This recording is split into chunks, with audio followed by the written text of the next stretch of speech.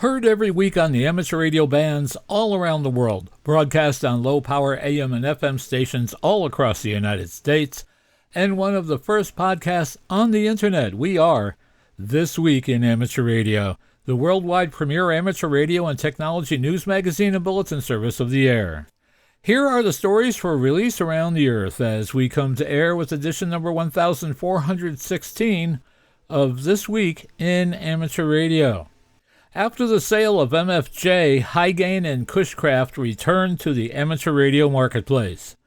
A man in New York State is arrested after interfering with emergency communications.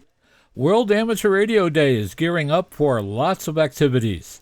The deadline to purchase rebuilt Econco power tubes is coming up fast.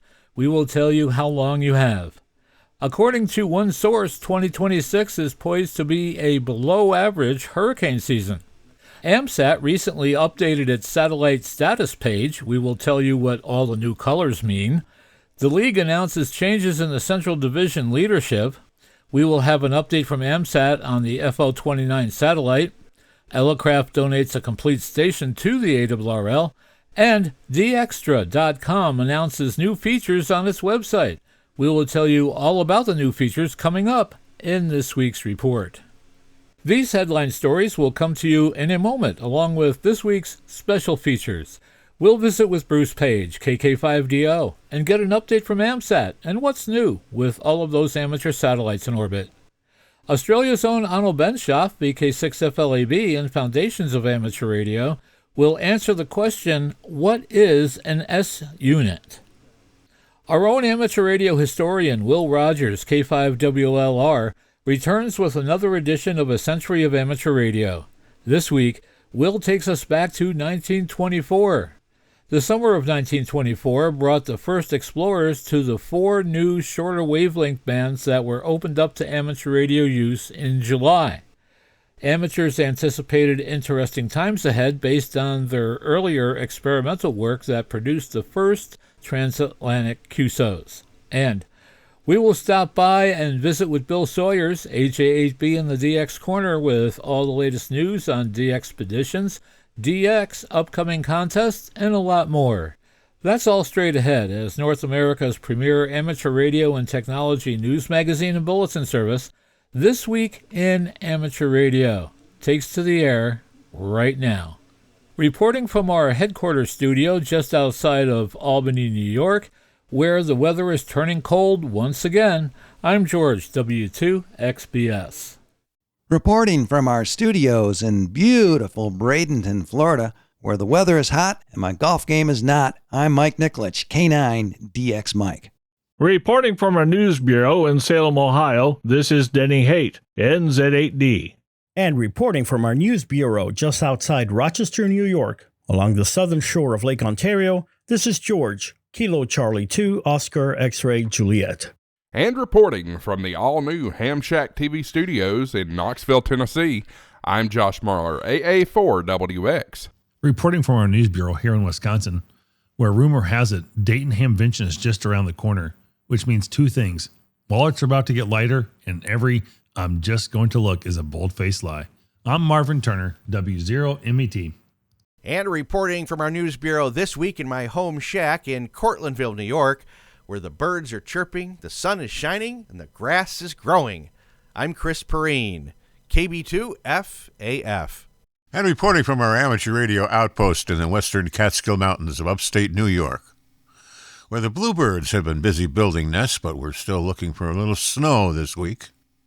I'm Don Hulick, K2ATJ. And reporting from our news bureau in Fayetteville, Arkansas, where the weather is still trying to make up its mind, I'm Will Rogers, K5WLR, not quite ready to put the heavy coat away. Today's edition of This Week in Amateur Radio is 100% human. Hello, everyone. Before we get into this week's newscast, I'd like to tell everyone that This Week in Amateur Radio now has its own Discord server. That's right. A place online where we can discuss everything technology and amateur radio. So join us. Just go to Discord on your computer or download the Discord app on your portable device and search for TWIAR or This Week in Amateur Radio. We look forward to seeing you on the new This Week in Amateur Radio Discord server. Leading off our news this week, production of the high-gain and Cushcraft antennas and antenna products popularized by MFJ Enterprises will be going forward under new ownership and in a new home in Linton, Indiana. The Indiana-based manufacturing and engineering business, ITU Corporation, has purchased both brands from Martin F. Jew, K5FLU, president and founder of MFJ Enterprises. MFJ, which Martin founded in Starkville, Mississippi, halted production in the spring of 2024. Manufacturing of the two brands will resume at a property that formerly housed the National Guard Armory. The 15-acre site is being repurposed for the production. In a statement announcing the deal, Martin expressed confidence that ITU will honor both brands' tradition of service to the amateur radio community. He said that he was certain that ITU's Dave and Canby Carpenter share our commitment to American-made quality and customer satisfaction. They bring the engineering expertise and manufacturing passion necessary to keep these products and these trusted American high-performance antennas on towers worldwide for years to come. The Carpenters are also the owners of the electronic supply store Tech Shack. ITU, which has its company headquarters in Duggar, Indiana, also purchased MFJ's designs, tooling, specialized equipment, manufacturing, and marketing rights for use in the Linton location. The company plans to move all manufacturing operations to Linton from Mississippi, a transition that is expected to take about 2 months. Police in central New York State have arrested a man and charged him with interfering with emergency radio channels by transmitting false statements over equipment he was unauthorized to use. Local media reports said police stopped Chad Potter of Sherburne, New York, on March 31st while he was driving in a vehicle equipped with a number of radios tuned to frequencies where, according to police, he has been disrupting emergency services. A report on WBNG News 12 said that an investigation into the reported radio interference dates back to 2021. Police said that fire, EMS, and law enforcement operations were disrupted several times by his messages. The WBNG News report described one transmission as shots fired, which reportedly caused concern and confusion among first responders and the public. On the day Potter was arrested on the radio-related charges, city police had pulled him over in relation to a traffic stop. Investigators said his vehicle was equipped with aftermarket lighting that made it look like he was an emergency responder. Police issued a citation to him for the lighting. All is ready for World Amateur Radio Day, or WARD 2026. John Ross, KD8IDJ, is here with all the details you need to know. Activity begins on Saturday, April 18th, as amateur radio operators and their national societies worldwide celebrate the founding of the International Amateur Radio Union, IARU. It was on this day in 1925 that the IARU was formed in Paris, France. Hiram Percy Maxim, co-founder of ARRL, served as its first president. And since its founding, ARRL has served as the IARU International Secretariat. ARRL is encouraging radio clubs to use WARD or any other time during the month of April to host a ham radio open house, and there is still time to do just that. Just set up a working amateur radio station anywhere to showcase your club station and promote amateur radio science and technology to the public. Check out ARRL's ham radio open house station locator at www.arrl.org/open-house. To date, 30 clubs have added their locations to the locator map, including California, Hawaii, and Iowa. I'm John Ross, KD8IDJ. Visit the League's website for World Amateur Radio Day ideas and activities to engage your community or school radio club in World Amateur Radio Day and Ham Radio Open House. You're listening to North America's premier amateur radio and technology news magazine of the air. We are This Week in Amateur Radio, distributed worldwide at twiar.net.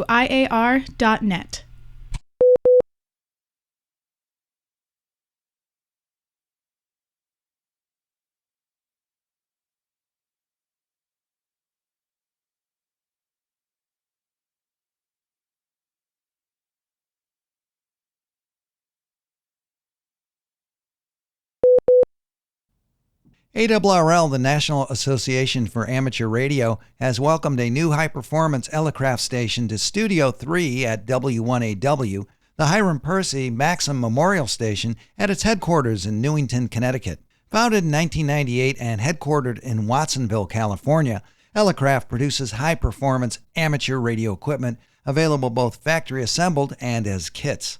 Its product line spans ultra-portable to full-feature desktop stations and is widely used by operators ranging from parks-on-the-air activators to de-expedition teams. Elecraft co-founder Eric Swartz, WA6HHQ, visited ARRL headquarters April 7, 2026, to formally present the station. ARRL staff, including CEO David Minster, NA2AA, were on hand to receive the equipment. The station includes the K4D transceiver with built-in Cat4 automatic antenna tuner, KPA 1500 plus watt solid-state amplifier, and companion accessories including the K-Pod control panel, KPAC 3 aux cable interface, MH4 hand microphone, and SP4 speakers. The K4 supports full remote operation, allowing control from another K4, a software application, or Elecraft's K4/0 remote panel. Its peer-to-peer architecture enables straightforward remote setup without reliance on a centralized server. We're pleased to support ARRL and W1AW with this station, said Swartz. W1AW is an important destination for radio amateurs, and we are glad members and other visitors will have the opportunity to get on the air using Elecraft gear. Through partnerships with manufacturers, W1AW offers operators the opportunity to get on the air using a wide range of modern stations under one of the most recognized call signs in amateur radio. During his visit, Swartz also met with ARRL Senior Lab Engineer Rick Ciervo, W1CIE, and Digital RF Engineer John McAuliffe, W1DRF. Swartz is a key member of the ARRL Clean Signal Initiative Working Group, which is developing technical standards to improve transmitter and amplifier signal purity. The ARRL Clean Signal Initiative is a program of the ARRL Technical Standards Committee. We're grateful to Eric and to Elecraft for their continued support of ARRL and the amateur radio service, said Minster. An important source for rebuilt power tubes is going away. Microwave Power Products plans to close operations at the former Econco facility in California, ending its program for rebuilding the tubes used in vacuum tube type transmitters. MPP said operations at the Woodland manufacturing site will cease on September 1, 2026, as it consolidates operations to Palo Alto. As part of the transition, the company will discontinue repair services for Econco power grid tubes, though it will continue to manufacture new tubes. The move also ends Econco's bank program, which allowed customers to store non-working power grid tubes at the Woodland facility to be rebuilt and made available for future purchase. The deadline to purchase repaired Econco power grid tubes is May 12th at close of business. According to the release, failure to confirm a purchase or request the return of non-working tubes by that date will be treated as consent for MPP to dispose of property remaining in the bank program. According to a timeline on MPP's website, Econco was founded in 1968 and held the first contracts awarded by the U.S. government to remanufacture microwave devices, twice receiving the Navy's Award for Excellence. The development is significant for stations using transmitters that require tubes such as the IMAC 4CX 20000E. Several customers have expressed concern regarding the dwindling number of companies offering rebuilt power tubes, which provide a cost-effective alternative to purchasing new tubes or a solid-state transmitter. Massachusetts-based Kenetron advertises vacuum tube rebuilds, and some readers have inquired about options on Alibaba, including those from Chinese manufacturer Jingguang, though some expressed concerns about sourcing from China, including reliability and import tariffs. Dave Morgan is the Director of Engineering at Sinclair Telecable in the Hampton Roads region of Southeast Virginia. Among his properties are 2 AM sites using tube-type transmitters and a Gates-Harris FM model. Vacuum power tube technology is proven and still somewhat reliable, he said, though less efficient than solid state. He has observed over the years that Gates-Harris, Collins Continental, and Broadcast Electronics built their tube transmitters to last. Morgan acknowledged that some engineers have reported quality control or lifespan issues from rebuilders in recent years. I understand that the power tube rebuilders and manufacturers might be having a harder time nowadays sourcing elements like tungsten and thorium, he said. but Morgan Sinclair Properties, no relation to the larger Sinclair Broadcast Group, have had no significant problems with rebuilt tubes over the decades. His stations follow the rebuilder's break-in procedures to the letter, paying close attention to filament voltages, aiming for proper tuning, monitoring stack temperatures, and keeping the ambient air inside the transmitter buildings clean, cool, and dry. Like everything else after 2020, the costs for tube rebuilding shot up, Morgan said. As a result, the cost for brand new tubes followed suit.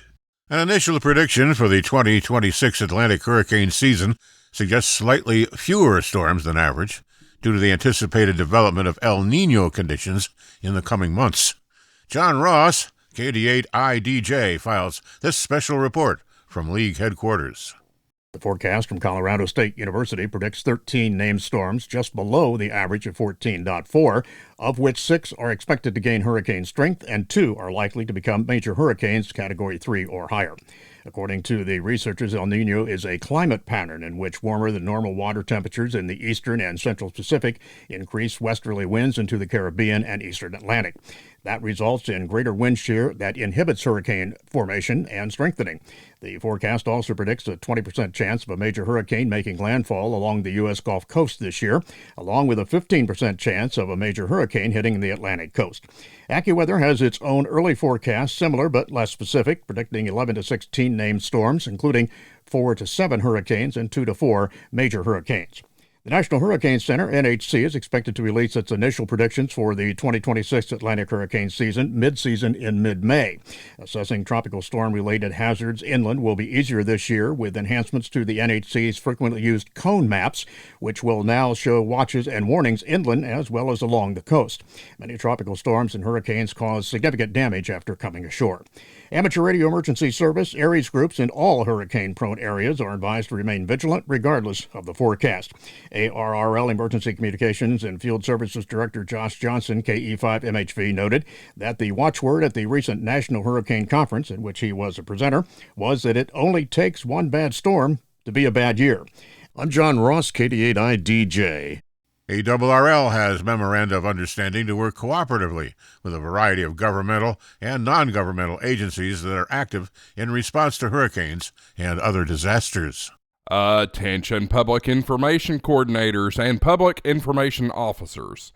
2026 ARRL Field Day is June 27th through the 28th. But it's already time to begin planning to promote the amateur radio's #1 annual demonstration. And this year is a special year with ARRL's partnership with America 250.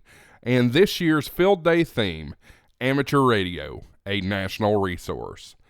Backed by popular demand, the members of the ARRL Public Relations Committee have organized Zoom meetings to provide training, tips, and best practices to help you in your role to promote ARRL Field Day. These meetings are intended for ARRL public information officers, public informational coordinators, and other ARRL section volunteers. Before attending these meetings, please review resources at www.arrl.org/field day and prepare any questions that you may have.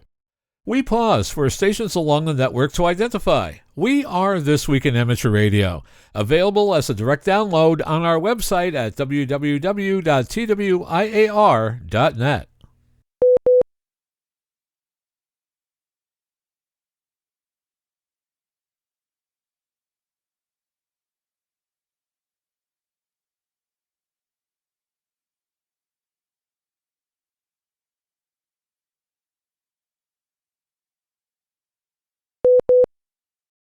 More hams are on the air in California. The Irvine Disaster Emergency Community Team, or IDEC, continues to have success for its technician-level amateur radio licensing course. The latest study and exam session ran February 9th through the 23rd, 2026, and was conducted by the Radio Club at Irvine Valley College. A total of 43 exams were administered to 32 applicants during the testing session. Of those, 27 participants passed, resulting in an overall success rate of 84%. In addition to the scheduled session, 2 IDEC training participants were tested in advance by Kilo 6, Papa Bravo, along with several volunteer examiners from the San Diego County Amateur Radio Council. Both candidates successfully passed the technician exam, with one also earning a general class license. The IDEC program continues to support the growth of trained amateur radio operators, encouraging them to join IDEC while strengthening emergency communications capabilities within CERT and the community at large. For more information about upcoming courses and licensing opportunities, contact IDEC via the November 6, IndiaPapaDelta.org website. Brett Walls, N9BA, has resigned as Central Division Director, citing professional and personal commitments. He has served as director since 2025, and before that as vice director, beginning in 2021. Serving in the capacity of division director has been a rewarding experience and the highlight of my amateur radio journey, said Walls in a message to ARRL members in the division. Whether supporting emergency communications, fostering technical growth, or strengthening our community connections, the ARRL plays an important part, and I am proud to have been part of it.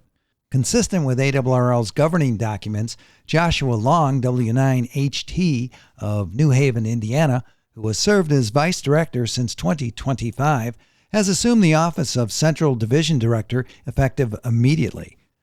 ARRL President Rick Roderick, K5UR, will appoint a successor as vice director for the remaining term, which expires in 2027. The Central Division includes Illinois, Indiana, and Wisconsin. ARRL is governed by an all-volunteer board of directors. Elections are held for 5 of the 15 ARRL divisions each year for terms of 3 years. Joshua Long, W9HT, is the new ARRL Central Division Director.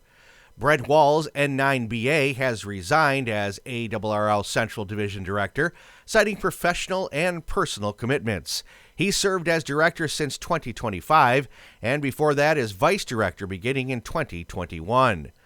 Serving in the capacity of division director has been a truly rewarding experience and the highlight of my amateur radio journey, said Walls in a message to the ARRL members in the division.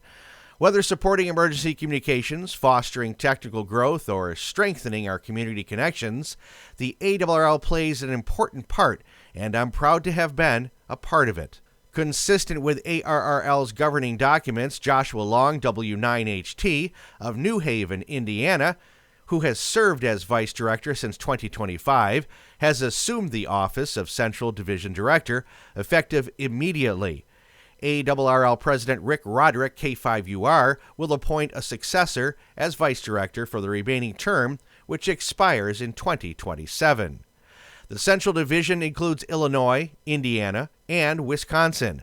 Already battered by flooding a month ago, Hawaii watched as its emergency responders went back on the air for yet another storm. With memories still fresh from historic storm-related flooding in March, hams in Hawaii were back on the air early this month after the same kind of storm, known as a Kona low, struck the region. The activation, which began on April 8th, focused on the same cooperation as before between city and county emergency communicators and Hawaii's Radio Amateur Civil Emergency Service, or RACES, operators. Staying at their radios overnight into April 9th, the RACES hams ensured that traffic could be passed via voice and WindLink email on both 2 meters and the HF bands. An additional overnight shift carried the operation through to its conclusion on April 10th. Throughout the activation, the hams were able to pass situational awareness traffic and assist with response coordination, making the necessary adjustments in response to varying conditions. When interference disrupted the original channel, the hams had to QSY to a new 80-meter frequency to keep long-range communication viable. The storm, known as the Kona Low 3 weather system,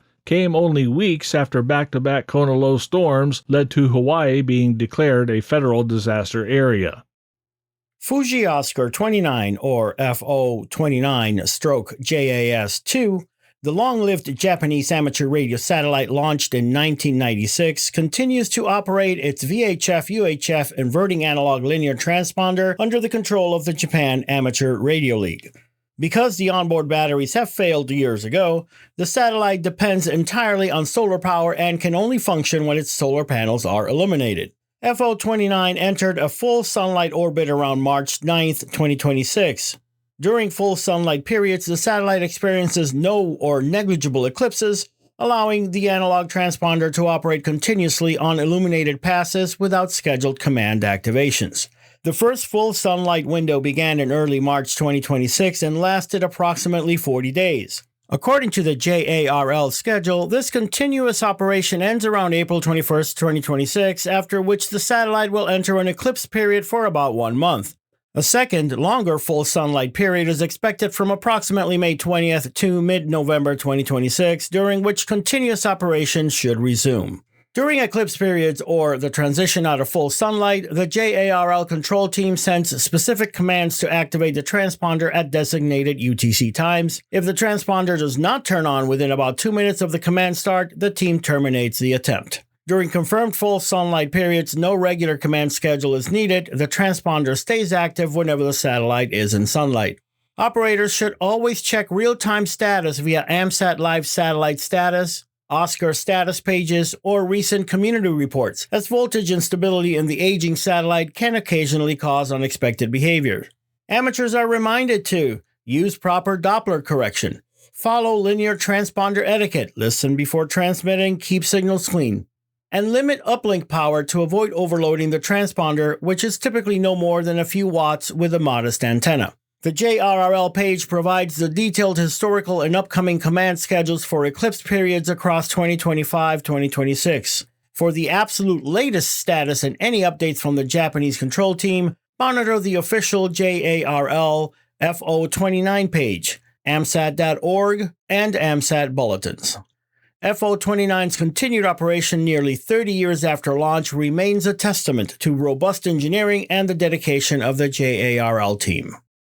If you visited the AMSAT satellite status page recently, you may have noticed the color scheme and satellite naming convention look a bit different. These changes have prompted some questions from the community, and we wanted to take a moment to explain the reasoning behind the updates. We received a request to change transponder repeater operational from blue to green, since green often means good. That made sense, so we made the change along with a few other minor color adjustments. When we rolled it out, however, we quickly heard from users who couldn't distinguish transponder repeater operational from no signal heard. After some research, we learned that red-green color blindness affects roughly 10% of the population, and that's just one of 3 prominent types of color vision deficiency, each affecting a different part of the spectrum. After further research, we adopted the IBM colorblind palette, which allows 99.988% of people to reliably distinguish between 5 colors. While some users have suggested alternative color schemes, many of these proposals would reintroduce the same accessibility conflicts we set out to solve. As satellites grow more capable, many now carry multiple operating modes. Rather than assigning a separate color to each mode, which quickly becomes impractical when a single satellite may support 5 or 6, we've given each mode its own line on the status page. To accommodate this, we updated the naming convention from just the satellite name to the satellite name plus mode. For example, SSTV operations on the International Space Station now appear as ISS _ SSTV close bracket. This approach scales cleanly as the new multimode satellites come online. We also renamed transponder repeater operational to satellite active, which simply means the mode you selected to report on is active. We made this change because transponder and repeater are two-way modes, and an increasing number of satellites are now being launched with interesting one-way modes, other than just telemetry and beacons. We're always open to suggestions, but please remember, we are all volunteers at AMSAT. You are listening to This Week in Amateur Radio, available as an on-demand stream from Spotify, Deezer, and wherever podcasts are available.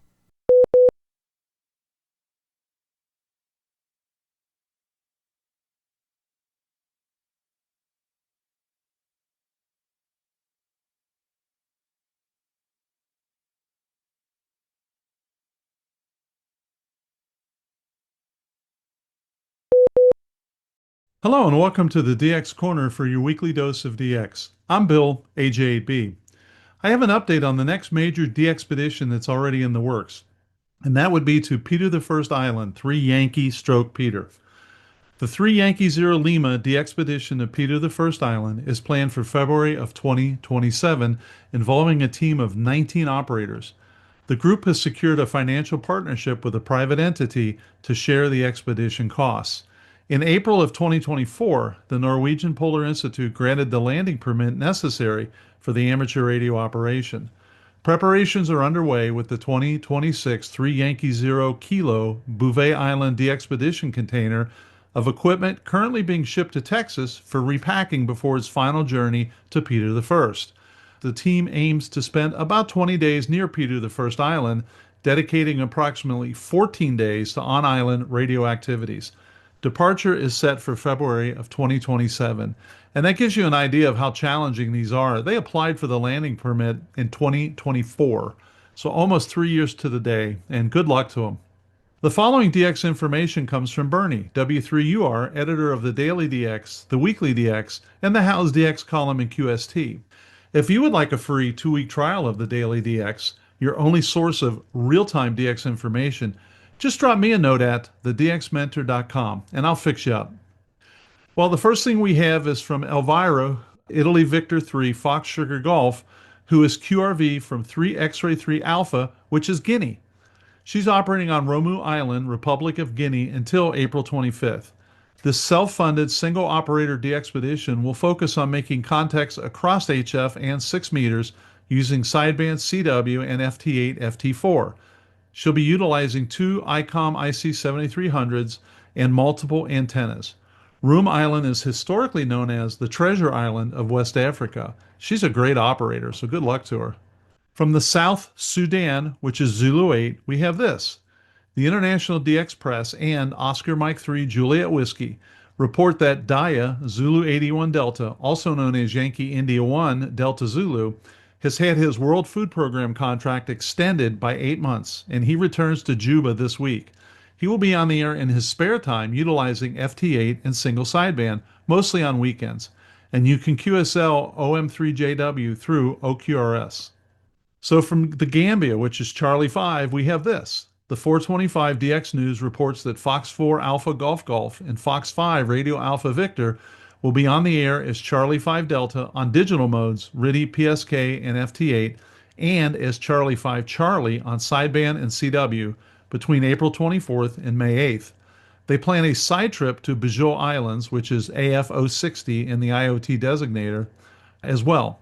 From the island, the call sign will be Charlie 5 Bravo and on the RS-44 satellite as well. Charlie 5 Delta's QSL is through LOTW only. Charlie 5 Charlie and Charlie 5 Bravo are both via LOTW or direct via Fox 5 Radio Alpha Victor. From Timor-Leste, which is 4 Whiskey 6, we have this. VK4 Mike Alpha Papa, Darren Johnston, has been active holiday style since April 2nd as 4 Whiskey 6 Delta Alpha.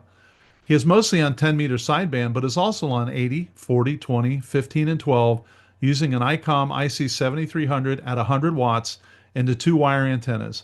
And you can QSL this operation via VK4 MAP and include $4 US or €4. Rodriguez Island, 3 Baker 9, November, is active.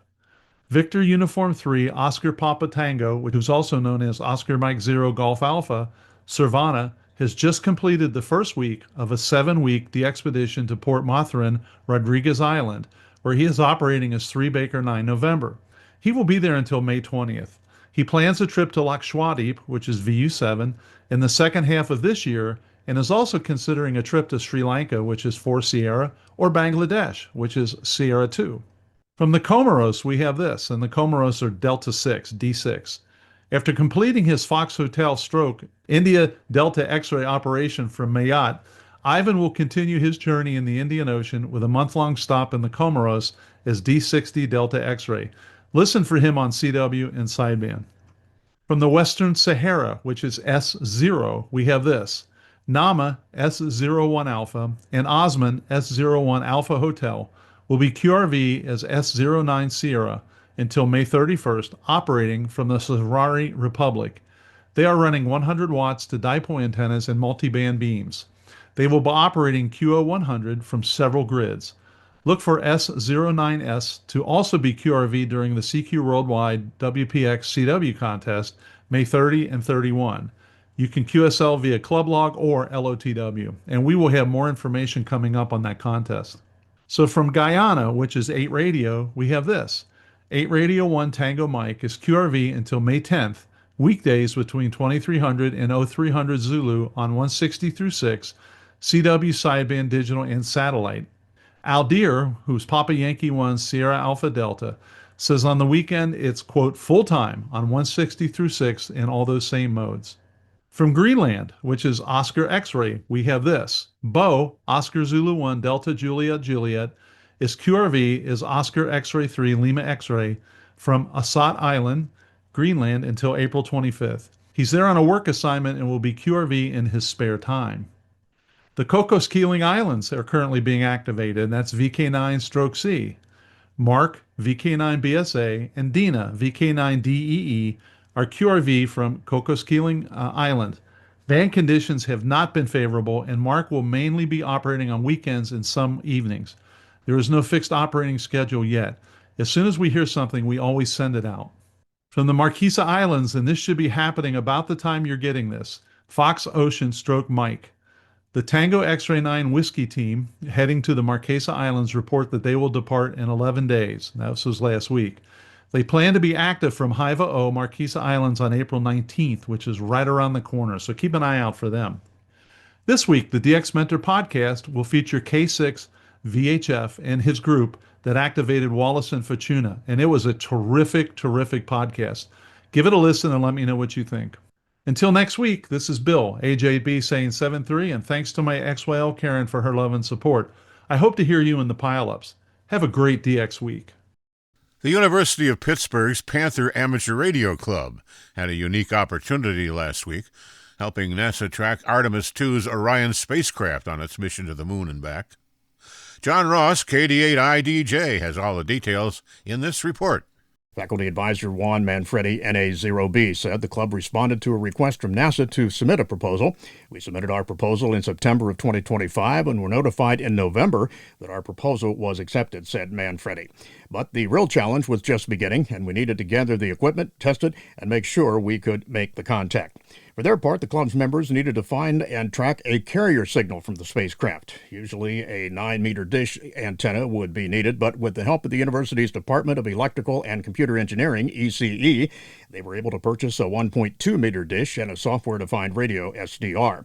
Manfredi said there were two final challenges. Because of our location, we needed to be on the roof of our building between 4 and 6 a.m. every day. And because we are located in the northern hemisphere, we only had about a 20-degree window to acquire the signal. Well, and all 5 club members took turns and were able to acquire the spacecraft signal on the 2nd and 4th days of the mission. The information was recorded and is still being analyzed. For the club members, what was their reaction to this opportunity? Fantastic, said Manfredi. 20 years from now, they may not remember who taught them calculus, but will remember cold nights and mornings at 4 a.m. on the roof tracking a spacecraft. I'm John Ross, KD8IDJ. The Panther Amateur Radio Club is 111 years old and received its first experimental license, 8YI, in 1915. It's an ARRL-affiliated club. The Federal Communications Commission said this week that it will vote this month on a proposal to bar all Chinese labs from testing electronic devices such as smartphones, cameras, and computers for use in the U.S., widening a previous action targeting Beijing. The FCC last year banned testing of U.S. electronics by labs owned or controlled by the Chinese government, which led to 23 labs being barred. But the substantial majority of Chinese-based test labs are still testing U.S. electronics, the agency said. The FCC says about 75% of all electronics are tested in labs in China. The FCC will vote on the proposal April 30th before considering public comments and finalizing the prohibition. Before the FCC takes a final vote to ban all Chinese testing, it will separately vote to adopt a streamlined approval process for devices tested in U.S. labs or labs from countries not posing national security risks, the agency said. The Chinese embassy in Washington did not immediately comment. This is the latest move by Washington to crack down on China over technology issues and equipment. In 2021, the FCC added telecommunications and video surveillance equipment made by Huawei, ZTE, Dahua, and Hyteria Hikvision to its covered list of companies posing U.S. national security risks. We pause for stations along the network to identify. We are This Week in Amateur Radio, available as a stream to your favorite digital device on Spotify, TuneIn.com, Overcast, iHeartMedia, and wherever you download your podcasts.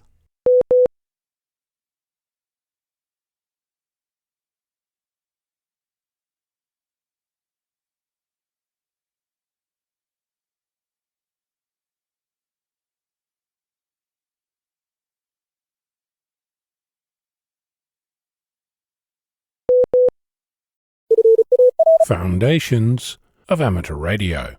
The other day, fellow amateur Randall, Victor Kilo 6 Whiskey Romeo, raised an interesting question. Using his HP 8920A RF communications test set, which you might recall from our adventures in measuring radio harmonic power in 2023, that report is on my GitHub repository, but I digress. Randall wondered if the signal strength he was seeing on several radios were the same, and discovered that in fact they were not. It made Randall ask who set the standard, and, following on from that, what does this look like in the real world? In 2014, episode 149 of the series What Use is an F-Call, I published an article titled The Simple S-Unit. In it, I referred to a standard for S-units defined in 1981. Unfortunately, I didn't provide any references, so, armed with more than a decade extra experience, Randall encouraged me to investigate. 20 seconds into my search, I discovered IARU Region 1 Technical Recommendation R1, which has 4 statements related to the topic at hand. Under the title Standardization of S-meter readings, it states that 1. One S-unit corresponds to a signal level difference of 6 dB. 2. On the bands below 30 MHz, a meter deviation of S9 corresponds to an available power of minus 73 dBm from a continuous wave signal generator connected to the receiver input terminals. 3. On the bands above 144 MHz, this available power shall be minus 93 dBm. 4. The metering system shall be based on quasi-peak detection with an attack time of 10 milliseconds plus or minus 2 milliseconds and a decay time constant of at least 500 milliseconds. So, job done, right? Yeah, not so much. The web page I quoted from is linked from the Wikipedia S-meter entry and was archived in 2005, and at the time existed on a Swedish domain in the home directory of Kjell, Sierra Mike 7 Golf Victor Foxtrot. The page has 2 additional interesting things: the words Brighton 1981 and Torremolinos 1990. Both of which refer to IARU conferences. The reports for these meetings are online. In searching for any reference to the definition of the S-unit, the 1990 report shows that Resolution 83-1 had the status of action completed, whatever that means. The 1981 conference document has all manner of interesting references, including log forms and summaries for international contest use, meteor scatter QSO procedure, and the definition of the standard way to determine Morse code speeds using the word Paris, followed by a 7-bit word space, to name 3. The one we're interested in is called Bravo Mike Stroke 134, S-meter standards, appearing on page 33 and 34 of the 1981 report. It's a photocopy, so you can see the text from other pages superimposed. I'm making this observation because this is essentially a standards document, intended to be adhered to by industry and the amateur community. It gets better, or rather, worse. The text that is referenced by Wikipedia uses numbers for the 4 elements, where BM134 uses letters. The third item in BM134 says that it applies for bands above 30 MHz, but the document I just quoted appears to be unique in saying that it applies to bands above 144 MHz. The fourth item, dealing with the way that the meter responds, has been altered on BM134. The text, plus or minus 2 milliseconds, and a decay time are in a different font and at an angle. Worth noting that the change includes ms twice rather than msec, as the unit for milliseconds used elsewhere. Searching for a phrase within the standard, I discovered the Region 1 HF Manager's Handbook, version 7.01, which appears to include the S-meter standard in Chapter 11.1.2. But closer inspection reveals that the fourth item is missing, the one about quasi-peak detection.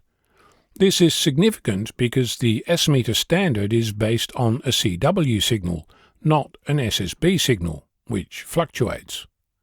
There's no reference as to where or when this was removed, or by whom. These changes are repeated in subsequent versions of the HF Manager's Handbook. There's other differences too. Instead of using millivolt and microvolt as shown in the original BM134 standard table, all units have been converted to millivolt for no discernible reason. The new table, including typo, is also copied everywhere. While we're at it, the original standard contains the letters Victor, Echo, Romeo, Oscar, November at the top. They don't show in the HF Manager's Handbook either. This is curious since, last time I checked, those letters signify an organization that at least some here will recognize, the Vereniging voor Experimenteel Radio-Onderzoek in Nederland, known to the people who don't speak fluent Dutch as the peak body for amateur radio in the Netherlands, VERON. Searching its website does not reveal their contribution to this standards document, which I have to say is par for the course. Much of our amateur radio history is poorly documented or archived, if at all, something which I've spent plenty of my time attempting to remedy over more than a decade, one article at a time. Moving on. The phrase I mentioned earlier bears reading out in its entirety. From BM134, quote, "We hope that the current recommendation will be followed by all equipment manufacturers, so that in a not-too-distant future one will know how to interpret the strength report of the other station." End quote. It goes on to say, quote, "Societies should advise as much as possible their members about equipment manufacturers adhering to this recommendation and shall try to avoid publication of receiver designs which do not in principle use the recommended standards." End quote. Which brings me to you. What have you done lately about this? It's only been 45 years. Perhaps it's time to implement this? I can tell you that preliminary results show that the S1 level sensitivity associated with the radios that Randall showed me are reporting S1 when really they should be reporting about S4. You might wonder why this is the case. Calibration appears to be the underlying cause. While S9 itself is variable in accuracy, as in some radios are more accurately close to minus 73 dBm, others are consistently 5 dB shy of that. When an S4 signal is reported as S1, then the 6 dB step size is not correctly implemented. Similarly, when an S9 plus 20 is reported by a signal that's only 16 dB stronger than S9, there's more fudging going on. The differences between a signal with and without preamp are also worth noting as being inconsistent. In other words, the level and steps associated with S-meter units are all over the place, which is interesting since the authors of the standard already alluded to this when 45 years ago they wrote, quote, "Simple means for calibration of at least the 6 dB level ratio should be published." End quote. While we're digging for causes, why is there not a standards library associated with the IARU, where documents like BM134 exist, and with it their current level of application? Before you tell me money, I'd point out that in 1981, IARU Region 1 had $263,945.88 or francs, guilders, pounds, or glass beads in the bank. It's unclear which, since there's no unit stated. At the 1990 conference, IARU Region 2 had a reported net worth of $150,000, with $40,000 annual income, and Region 3 reported that its finances are also sound. How do I know? That's in those conference documents too. Curiously, the 1981 report states that, quote, when presenting the 1981 and subsequent accounts, the Treasurer would also prepare a brief report which would explain the reasons for items of such expenditure for which the purpose was not obvious, end quote. I wonder what happened to those explanations. So, what is the current status of BM134 and what are the legal implications of me publishing it on my GitHub page? While we're at it, I realize that I can fix the Wikipedia page, but where do I point it at? I'm on Victor Kilo 6, Foxtrot Lima, Alpha Bravo. You are listening to This Week in Amateur Radio, available to download as a podcast from anywhere on the web podcasts are available.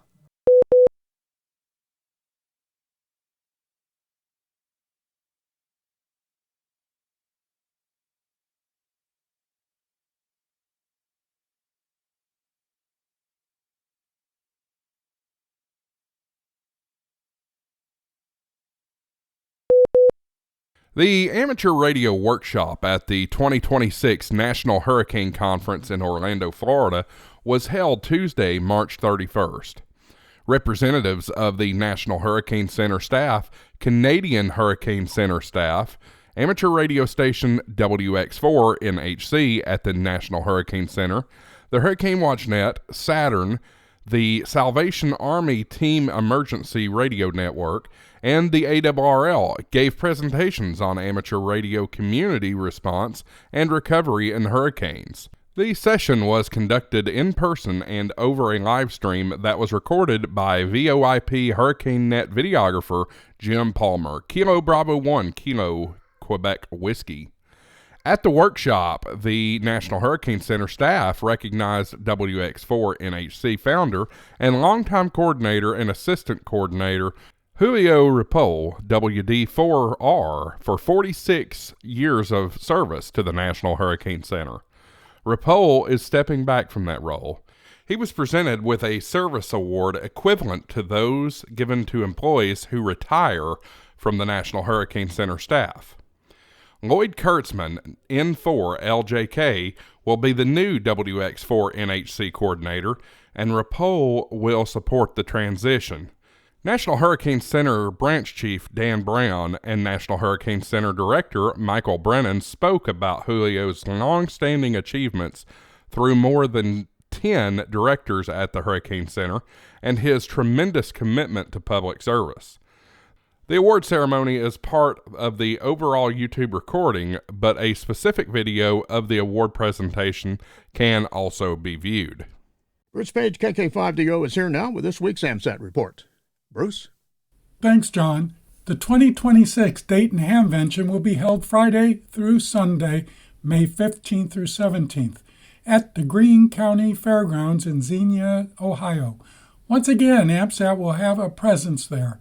Be sure to stop by the ARRL booth and visit with the good people there. Then head on over to Building 1, booths 1007 through 1010, and 1107 through 1110, which are across from each other, and visit all the AMSAT booths. There will be satellite demonstrations. Talk with those from AMSAT Engineering, see the latest in the CubeSat Sim, and much more. The AMSAT Forum will be Saturday, May 16th from 1:50 p.m. through 3:10 p.m. Eastern Time in Forum Room 2. AMSAT and TAPR have an annual banquet at the Kohler Presidential Center on Friday.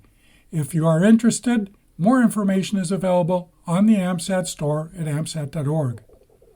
FO29 is once again expected to enter eclipse periods from around April 21st. The satellite should enter periods of sunlight in mid-November, allowing the satellite to be used. During eclipse periods, the command team will allow the satellite to operate according to a schedule. When it is in full sunlight, there's no need for a schedule. This is Bruce Page, KK5DO. Back to you, John. And thanks, Bruce, for that report. It is time for this week's look at the terrestrial propagation forecast and the solar weather forecast. Solar activity was at very low levels with only isolated B-class flaring, mostly from region 4416. There are currently 4 numbered regions on the visible disk. Region 4416 remains the largest group by area, but exhibited signs of structural weakening, including flux emergence and a slight decay of its intermediary pores. Region 4419 was the most complex group on the disk and showed flux emergence, growth, and divergence within its intermediary spots, leading to the development of a mixed polarity gamma configuration. And the last region, 4418, is trending toward plage with only 2 small bipolar pores remaining, and region 4415, by the way, remains stable. Coronal mass ejections observed in coronagraph imagery were determined to be directed away from the Earth. Solar wind parameters reflected waning coronal hole high-speed stream influences toward a nominal regime. Solar wind speeds underwent a gradual, albeit erratic, decline from early period highs near 420 kilometers per second to stabilize around 375 kilometers per second by the end of the reporting period. The phi angle was predominantly oriented in a positive direction away from the Sun. Solar wind parameters are expected to remain primarily near nominal levels through April 16th. Significant enhancements are anticipated on April 17th with the onset of a co-rotating interaction region that will precede the arrival of a negative polarity high-speed stream. SpaceWeather.com reports a large hole has opened in the Sun's atmosphere and is directly facing Earth. High-speed solar wind flowing from this coronal hole should arrive on April 18th, potentially sparking a G2-class geomagnetic storm. For more information concerning radio propagation, visit the ARRL Technical Information Service, read a quick guide to HF propagation using solar indices, and check out the propagation page of Carl Lewetzel-Swab K9LA. For customizable propagation charts, visit the VOA CAP online for Ham Radio website. Just ahead in radio sport this week, April 16th to the 17th, it's the Walk for the Bacon QRP contest. That is CW. April 17th to the 20th, Florida State Parks on the Air, CW Phone and Digital. April 17th and 18th, the Worldwide Holy Land contest. That's CW and Phone. April 18th to the 19th, the Texas State Parks on the Air, CW and Phone there. And on April 10th, the ES Open HF Championship, CW and Phone. Remember to visit the ARRL contest calendar for more events and information. Upcoming Section State and Division Conventions, April 18th, the Delmarva Amateur Radio and Electronics Expo hosting the ARRL Delaware State Convention. That's in Georgetown, Delaware. May 3rd, the Warmminster Amateur Radio Club Annual Hamfest hosting the ARRL Eastern Pennsylvania Section Convention. That's in Bristol, Pennsylvania. And on May 9th, the ARRL Nebraska State Convention. That's in Lincoln, Nebraska. And remember, too, to search the ARRL Hamfest and Convention database to find more events in your area.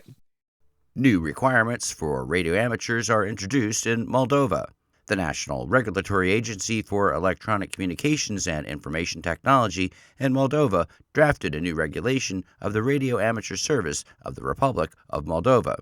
According to the document, the use of radio stations necessarily requires a license issued on the basis of an amateur radio operator's certificate. They are valid for 5 years and are categorized by qualification classes. Foreign radio amateurs can temporarily operate on Moldovan territory without a local license if their country is a member of the European Conference of Postal and Telecommunications Administrations, or CEPT, but prior notification to the regulator is required. Radio amateurs can operate not only on terrestrial frequencies but also via radio stations on artificial satellites. There are also strict requirements for call signs. It is forbidden to transmit commercial, coded, or unauthorized messages, as well as to interfere with other communication services. Radio amateurs in Moldova are recommended to use the International Phonetic Alphabet for radio telephone communications. An amateur radio operator in Oman is hoping to lead the way for hams to have smoother, more reliable satellite tracking and contacts with the help of his downloadable mobile app. It didn't take long for Yusuf Al-Balushi, A46UNX, to find his place in amateur radio right after becoming licensed in 2024. He was almost immediately drawn to chasing satellites, often using his own homebrewed tools.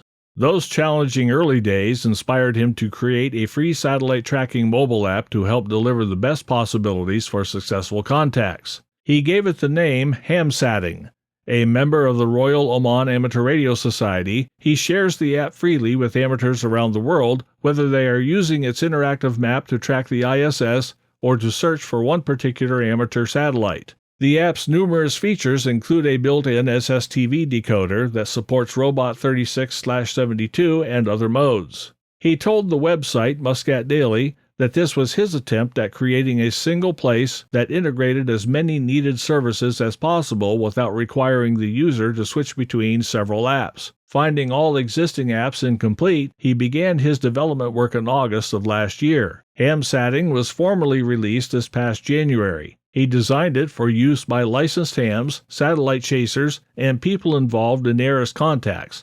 In fact, tracking the ISS is a default function. Individuals who want access to other satellites will need to obtain a free API key from the satellite tracking service N2YO. Yusuf said that the app is also useful for grid square hunters working towards awards such as VUCC. It can be downloaded for free from the Apple and Android app stores. More details are available at unixear.com. He also told the website that he hopes the app will make satellite communications easier and more enjoyable for the amateur radio community.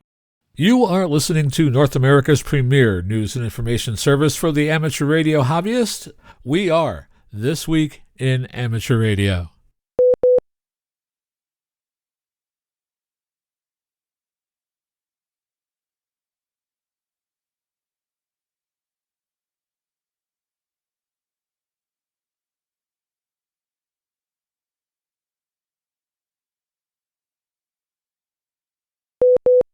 It's a party, and you're invited to RSVP. April 25th is International Marconi Day, and amateurs around the world will be calling CQ to honor the man who helped bring us wireless communication. Register for the official event by visiting the website operated by the Cornish Amateur Radio Club. The number of registered stations continues to grow, and you can see the list as well on the same website. There are awards available for shortwave listeners as well as hams. Visit the website to see how to qualify. Internet-assisted modes, such as DMR, Echolink, and digital voice modes, are not eligible. This week, FCC Chairman Brendan Carr announced that the Commission would vote on an order to modernize its satellite spectrum sharing rules, a change that could unlock more than $2 billion in economic benefits for the American people and up to 7-fold more capacity for space-based broadband services. Drawing from the state-of-the-art satellite technology, the FCC's new technical rules would revise the decade-old framework for how geostationary orbit and non-geostationary orbit systems share spectrum. That 1990s-era framework predates the revolutionary changes in spectrum sharing technology that have developed in the decades since. The FCC's new framework will enable faster speeds, lower cost, and greater reliability, representing another step to ensure that consumers benefit from competitive and affordable internet options. The FCC is moving fast to unleash affordable, high-speed internet. By discarding last-century satellite regulations, we could see billions of dollars in benefits for the American economy and broadband speeds many times faster than what is available today. This overdue rethinking of space spectrum sharing rules will bring greater competition to the broadband marketplace and reduce the number of satellites needed to serve a given area. Our Build America agenda is unleashing America's space industry to deliver for consumers. The current decade-old regulatory regime has significantly limited the ability of operators to deliver high-speed, low-latency broadband services to consumers. Until now, non-geostationary orbit operators' power levels have been restricted by the limit developed in the late 1990s to protect geostationary orbit satellites. The public draft of the report and order will be available on the April Open Meetings webpage on the Commission's webpage. The Federal Communications Commission has sent a notice of unlicensed operation in the 11 gigahertz band to an internet service provider in the Sierra Nevada foothill region of California. Conifer Communications is an ISP based in Groveland. The FCC said it was transmitting on 10.915 gigahertz for over a year after its license had expired. That part of the radio spectrum is allocated by the Commission for common carrier and fixed point-to-point microwave operations.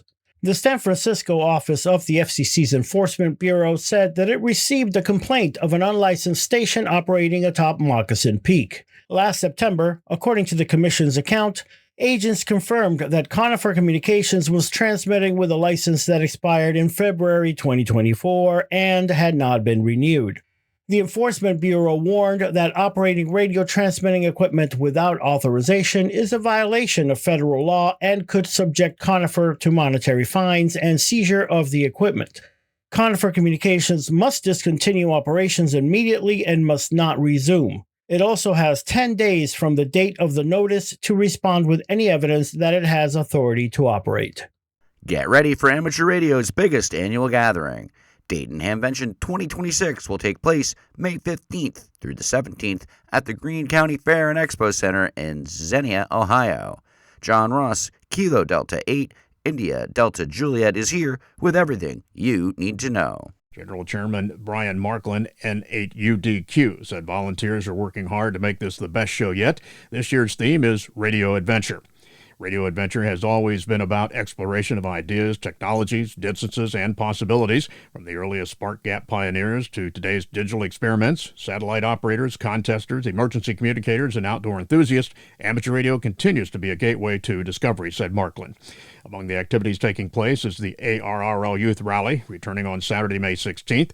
That rally is designed for students ages 11 to 21 and offers a great opportunity to connect with other young hams. Youth Rally activities will be led by ARRL Director of Education and Learning Steve Goodgame, K5ATA, and volunteers from the ARRL Collegiate Amateur Radio Program. Advanced registration is recommended, while Hamvention admission is already free for students, high school and younger. The $20 Youth Rally registration fee includes a T-shirt to be worn on Saturday, badge and lanyard, reusable tote bag, and a complimentary 3-day Hamvention admission ticket for Friday through Sunday. Students will enjoy an afternoon of hands-on activities, learning, and fun. Highlights will include satellite communications, a short sprint contest, a fox hunt, and a chance to make contact with a parachute mobile station. Attendees are encouraged to bring a 2-meter handheld radio if you have one. The Youth Rally will be followed by the ARRL Collegiate Amateur Radio Meetup. I'm John Ross, KD8IDJ. For more information about the Youth Rally and registration, and to find other ARRL activities and exhibits at Hamvention, visit www.arrl.org/Dayton-Hamvention-2026. For Hamvention information and general admission tickets, visit hamvention.org. The amateur radio on the International Space Station, or ARRL program, is seeking formal and informal education institutions and organizations, individually or working together, to host their amateur radio contact with a crew member on board the ISS. ARRL anticipates that the contact would be held between January 1st, 2027 to June 30th, 2027. Crew scheduling and ISS orbits will determine the exact contact dates. To maximize these radio contact opportunities, ARRL is looking for organizations that will draw large numbers of participants and integrate the contact into a well-developed education plan. This proposal is due to ARRL by May 22, 2026 at 11:59 p.m. Pacific Time. Proposal information and more details such as expectations, proposal guidelines, and the proposal form can be found on arrl.org. An informational webinar will be held at 8 p.m. Eastern on April 30th on Zoom. Crew members aboard the International Space Station will participate in scheduled amateur radio contacts. These radio contacts are approximately 10 minutes in length and allow students to interact with the astronauts through a question and answer session. An ARRL contact is a voice-only communication opportunity via amateur radio between astronauts and cosmonauts aboard the space station and classrooms and communities. ARRL contacts afford education audiences the opportunity to learn firsthand from astronauts what it is like to live, and work in space and to learn about space research conducted on the ISS. Students will also have an opportunity to learn about satellite communication, wireless technology, and radio science. Because of the nature of human spaceflight and the complexity of scheduling activities aboard the ISS, organizations must demonstrate flexibility to accommodate changes in dates and times of the radio contact. Please direct any questions to education@arriss-usa.org. A Florida ham with an experimental license is busy exploring propagation and its impact on the 4-meter and 8-meter bands. In the hope of gaining insights into seasonal propagation trends, sporadic E, trans-equatorial propagation, and low-band VHF path behavior, the experimental station, WQ2XDM, has been conducting experiments using the digital weak signal modes WSPR and FT8 on the 4-meter and 8-meter bands. The license was granted to John K9JMS, who is asking fellow hams to monitor reception and send him reports for data collection. He recommends using PSK Reporter and station logs and screenshots to record time, signal-to-noise ratio, grid, and frequency details while monitoring FT8 on 40.680 MHz. The station's website says John will publish a final white paper and open dataset. The location in Florida is key to the experimental activity because of the region's recurring tropospheric ducting in the Gulf and Atlantic region. Florida's low latitude makes it especially suitable for capturing trans-equatorial propagation and equatorial ionospheric phenomena. According to the station's page on QRZ.com, the project is aimed at strengthening the case for more interest and access to 8 meters. Unlike hams in a number of other countries such as Ireland, Slovenia, and South Africa, licensed amateurs in the U.S. do not have access to either the 8-meter or 4-meter bands.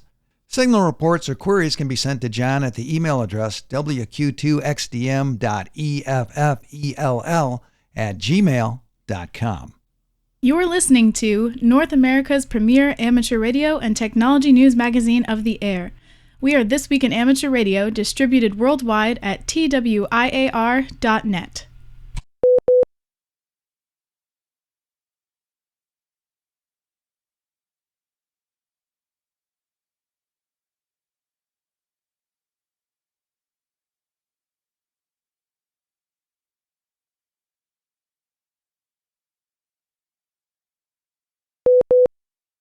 A mobile phone network created to provide public safety agencies around the United States with reliable emergency communications is poised for service upgrades after reaching an agreement with the federal government and the network's private sector partner, AT&T. Under the deal, AT&T, which built and maintains the network known as FirstNet, will cover the cost of $1 billion worth of the network's improvements. At the same time, AT&T will reduce its bill to the federal government by another $1 billion for its continued support to FirstNet. The government selected AT&T to build the network in 2017 when the service was first known as the Nationwide Public Safety Broadband Network. Its creation was driven by the breakdown in emergency communications for public safety agencies and first responders in the aftermath of the terror attacks of September 11, 2001.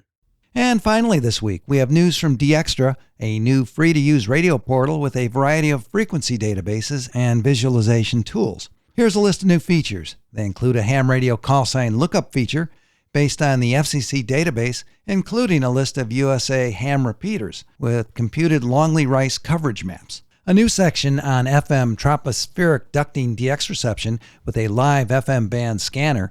The site also displays a map of CONUS with a live tropo forecast and stat analysis. Look up for all National Weather Service weather stations with coverage maps, a main public service emergency frequency database with coverage maps, enhanced disaster simulation page, and finally, a searchable database of USA TV stations with coverage maps. To check out these features, go to dextra.com. This Week in Amateur Radio is holding open auditions for news anchors for the weekly national worldwide amateur radio news service. If you have a good radio voice and can reliably read provided news copy, we are looking for you. This, of course, is an all-volunteer position. An amateur radio license is not required. You must have a high-quality microphone, headset mics are not used, and Be familiar with audio editing software to record and edit your finished news stories before uploading. If you would like to try out for a weekly or bi-weekly anchor position with North America's premier amateur radio news on air and podcast, please send an email to our producer, George, W2XBS. You can include a sample MP3 of yourself reading news copies sent as an attachment to W2XBS77@gmail.com. That's whiskey, the number 2, X-ray Bravo Sierra 77@gmail.com. Be sure and use Anchor Audition in the subject line. Please include your phone number and a good window of time for a callback to discuss your submission and our operating logistics to see if This Week in Amateur Radio is a good fit for you. We hope to hear from you soon. This Week in Amateur Radio is streamed on the internet, broadcast on low-power FM, and heard on nets and repeaters all around the world, like the K2IWR repeater operated by the Skyline Amateur Radio Club on 147.180 MHz in Cortland, New York, where This Week in Amateur Radio is heard each Tuesday evening at 8:30 p.m. Eastern. If you would like to have your club's repeater announced on This Week in Amateur Radio, send us an email with all the pertinent information to w2xbs77@gmail.com. Many of the news and information items heard in this edition of This Week in Amateur Radio have been provided by the American Radio Relay League, the ARRL Audio News Service, and the ARRL Letter, AMSAT, the Radio Amateurs of Canada, the Shortwave Listening Post, the Federal Communications Commission, the Radio Society of Great Britain, and Ofcom, the South African Radio League, the International Amateur Radio Union, the Wireless Institute of Australia and the Australian Communications and Media Authority, the New Zealand Association of Radio Transmitters, the Amateur Radio Newsline, the Rain Hamcast, Eric Guth, 4Z1UG and QSO Today, QRZ.com, the International Telecommunications Union, the 425DX News, Parks on the Air, and the Soda Reflector, and various news sources on the Internet. With special thanks to all our weekly news sources and to you, our listeners, that wraps up this edition of This Week in Amateur Radio. If you'd like to write to us, you can find everything you need, including archive editions of the news service, at our website at twiar.net. And now, for all of us at This Week in Amateur Radio headquarters and our news team around the world, this is Chris Perrine, KB2FAF, wishing you a 73.